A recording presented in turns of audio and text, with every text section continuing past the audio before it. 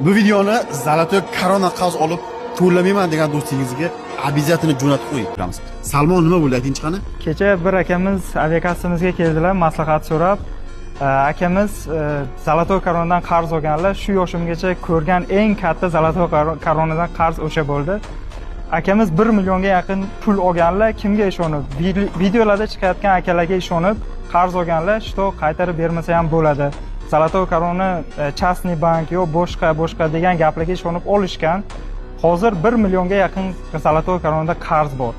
Videolarda chiqayotgan nevazvratni dolg bo'ladi yo boshqa bo'ladi, qaytarib bermasang ham bo'ladi. Yo kommentariylarda yozayotgan akalar, "Men Zolotoy koronadan qarz olganman, bemalol uchib kelyapman, hech kim qaytarmaydi" degan. Bu videoni imini mana shunaqa do'stingizga jo'natib qo'ying. Pul olaver, berma deganlar erta uyingizga borib trap to'ladi mibdan nima qilar bilmay o'zingiz o'z qo'yishingiz mumkin. Biz Zolotoy koronada ishlamaymiz, olasizmi yo'q bizga farqi yo'q. Faqat biz sizni ogohlantirib qo'yamiz.